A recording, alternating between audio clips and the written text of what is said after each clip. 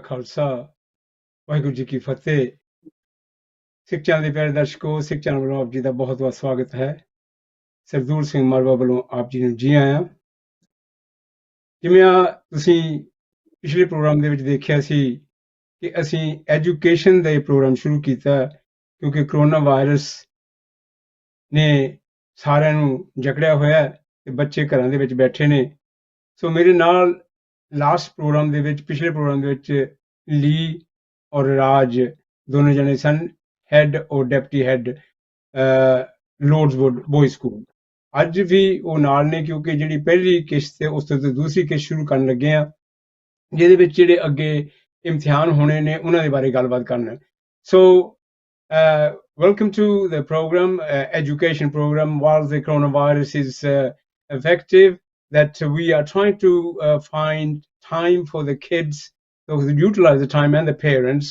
I'm joined again by Lordswood Boys School headmaster and the deputy head Lee and Raj.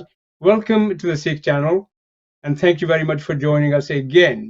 So if we are to take from where we left off last week, Lee, and we spoke about the number of things, but today I would like to begin with we spoke about admissions last week, year 7, and the importance of getting a place for your child. How do parents know if a school is actually good? Because they need to do some research. So what is the bits they need to look at how the school is doing? Lee, thanks. Yeah, thank you. Thanks for having us back as well. It's a pleasure to be here, and hello to everybody. As I briefly mentioned last week, you can look at how good a school is by typically looking at their GCSE grades. At Lordswood Boys, our Progress 8 score has gone from plus 0.36 in 2018 to plus 0.42 in 2019 to plus 0.69 this year. Yeah. So the Progress 8 score is an indicator for how good a school is. We also at Lordswood Boys achieve grade 4, 5, 6, 7, 8s and 9s in English and maths, and also across other subjects. So these results mean that Lordswood Boys School is one of the top achieving schools in the region, or as you might say, a very good school. And as we mentioned last week, if you need a place or your son needs a place in a school, then please go to our website to have a look at further information there, or alternatively, contact Raj on the email that's been shown.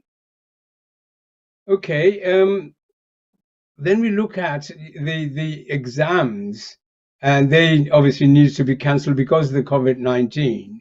And when they are cancelled, and how do they go about people, their grades and everything? How would you go about that one?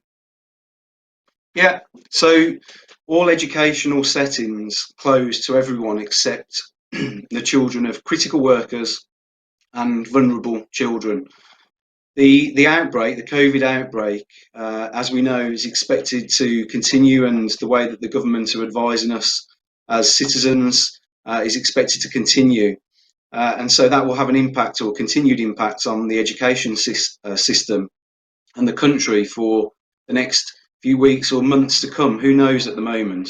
Therefore, exams have been and had to be cancelled now to give parents, teachers, and students a sense of certainty. What this basically means now is that schools will provide what's called centre assessed grades, and so working on best judgments of where students were at in their studies and all of the pre-assessments that had happened before the COVID outbreak, the centre, the educational setting, will provide a centre assessed grade. And there's further details that will be coming out with regards to that from government levels in the not too distant future. Okay, if I could bring in Raj now, and how will the GCS, if I can bring in Raj now, Raj, can you tell us how will the GCSE's A-level grade be calculated since the exam is going to be cancelled? Anji. Waikuchi ka Khalsa, Waikuchi ki Fateh. Waheguru ji की फतेह। So I want to go on to the students would have been doing A-level, AS and GCSE exams this summer. And what teachers will actually do is they will look at a range of evidence. The evidence will include homework, subject work, class work, but also the mock exams that they sat both this year in year 11 and in year 10. They'll look at all of those grades and those marks that the teachers have, and they will calculate an average grade for them. And based on that, they'll try and make it as fair as possible. So if the students had actually sat their exams, what the teachers think that they would have achieved if those were the real exams. Right. Then following up from there, the children feel grade is not fair. What are they able to do?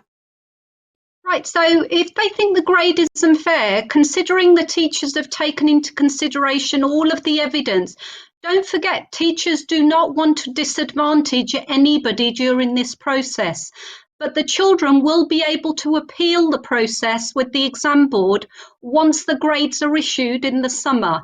In addition to that, there's also going to be exams in September. Now, it's not fully decided exactly which exams will be available in this September, but that information will come out shortly. And also, there will be exams next summer for the GCSE students that this year are in year 10 that are going to be in year 11. So all the students will be able to do any of their exams next year as well if they feel that they need to try and achieve a better grade.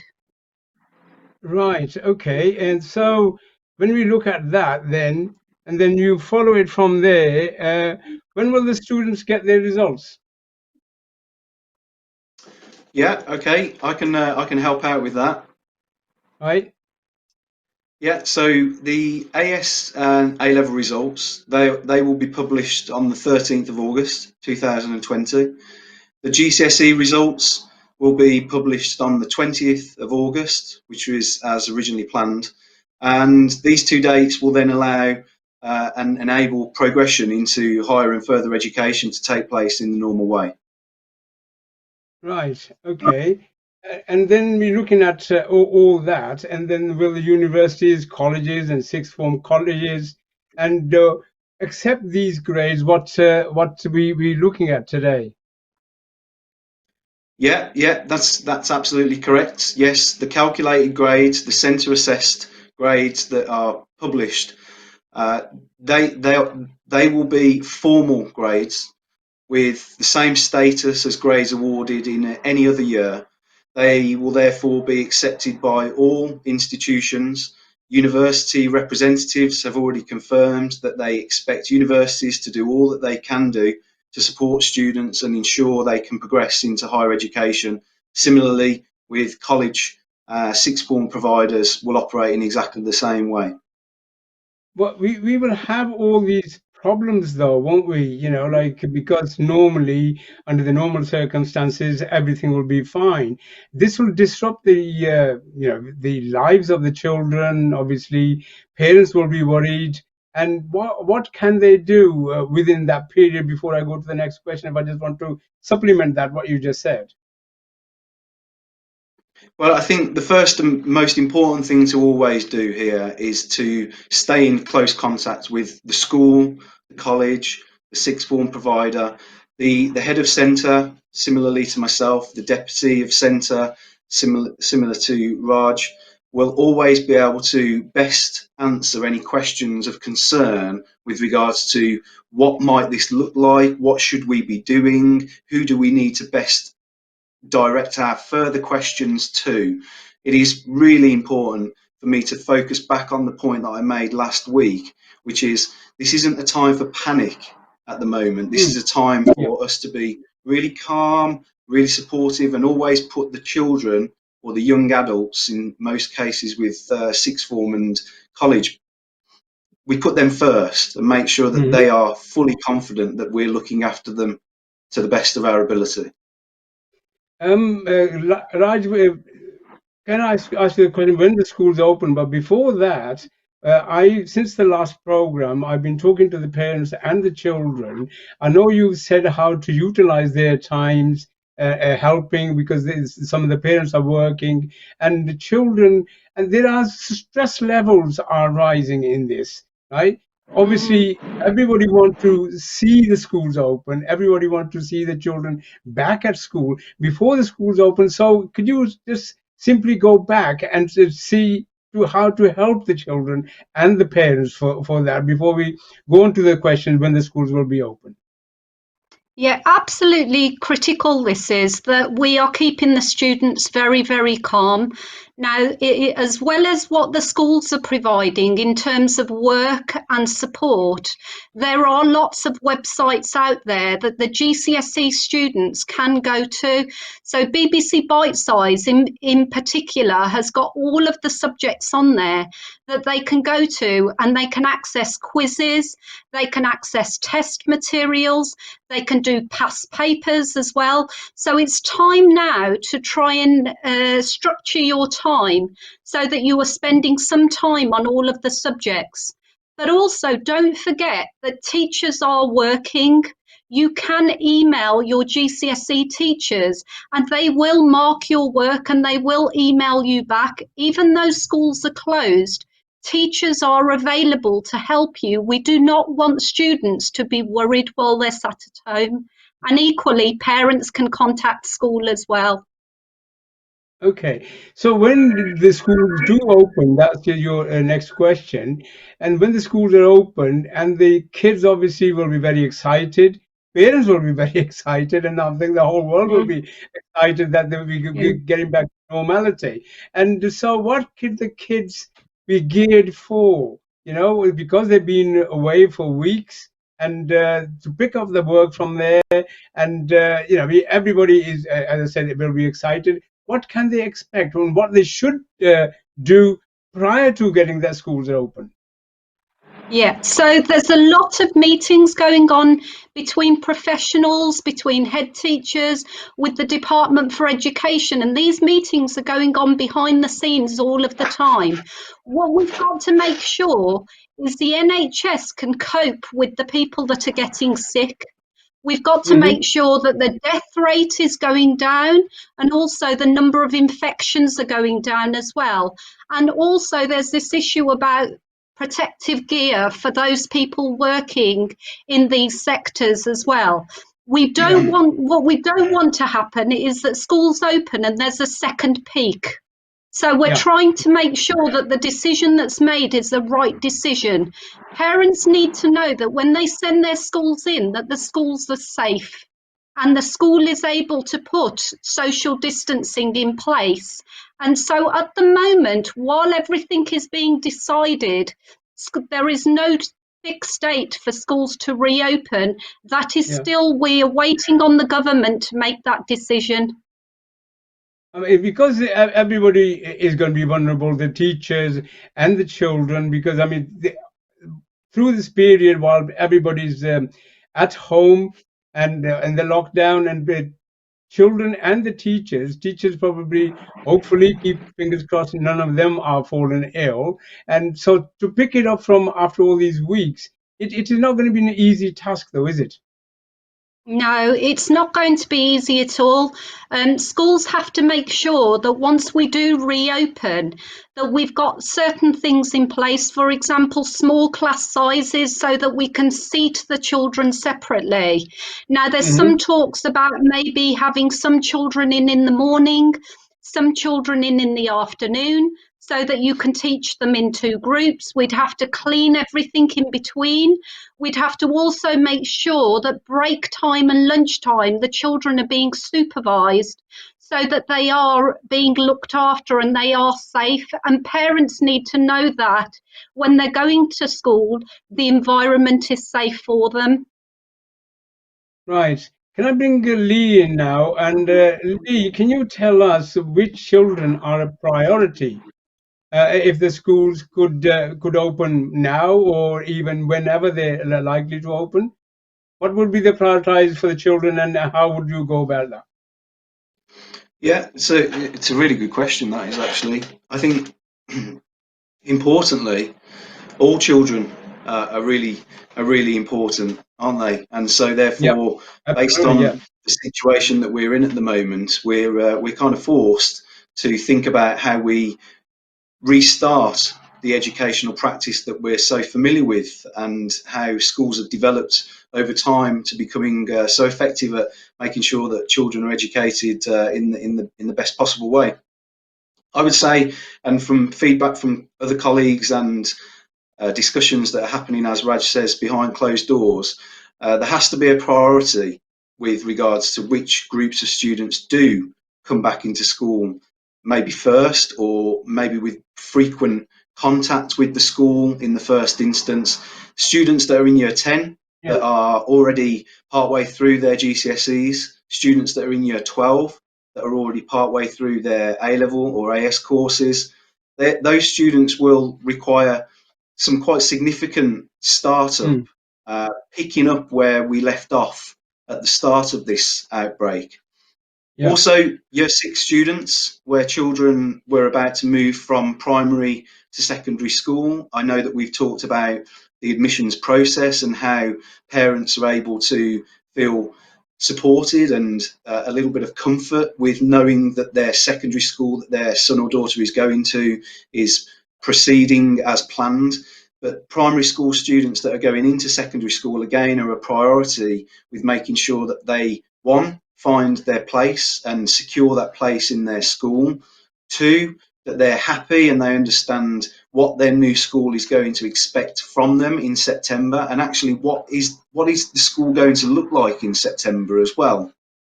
Okay.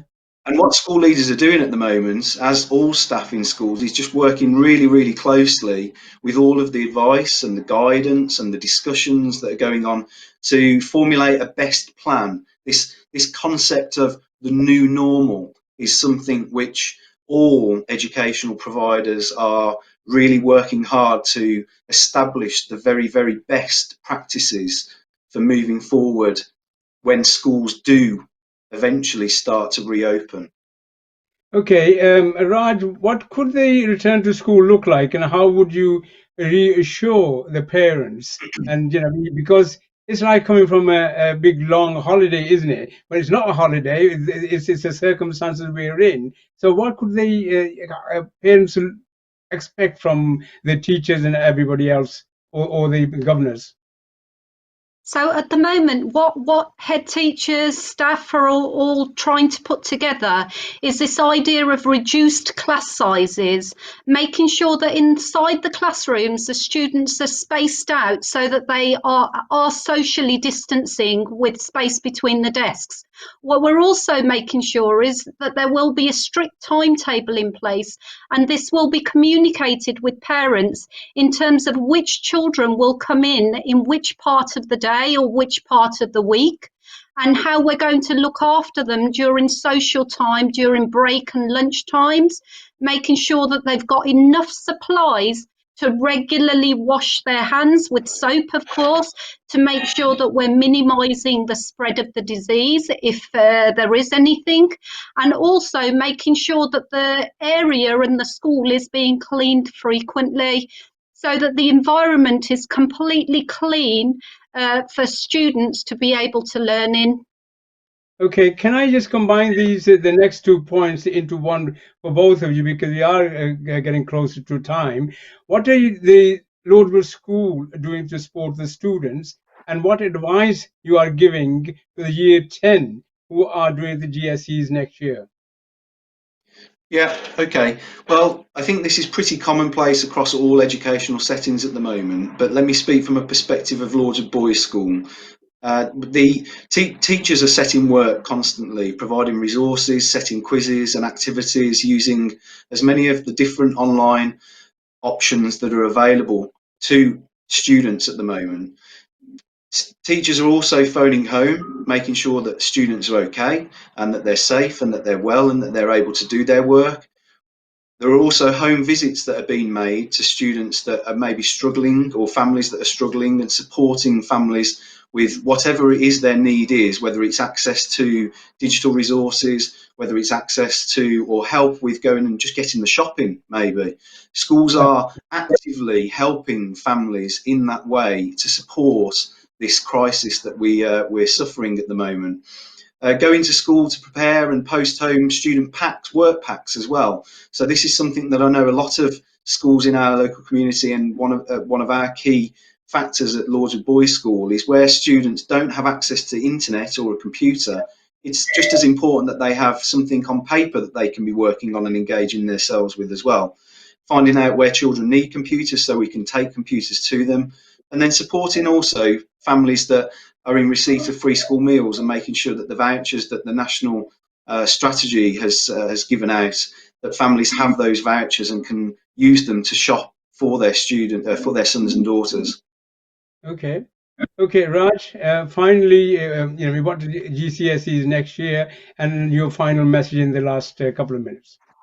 Yeah, so keep working, follow the advice of your teachers, email your teachers if you're struggling with the work, and if you haven't completed the work, try and get that work completed and given to your teachers so they can mark it and give it back to you.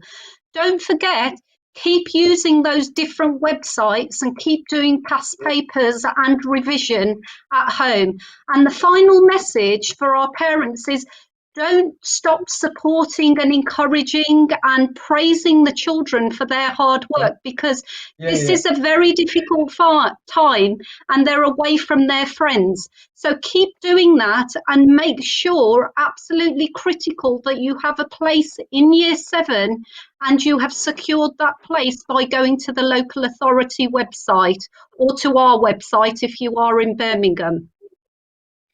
Thank you very much, Lee and Raj, for coming in and explaining and keeping the children and indeed the parents busy in their work so they can keep up with the school work. And whenever the government decides that the schools can be open.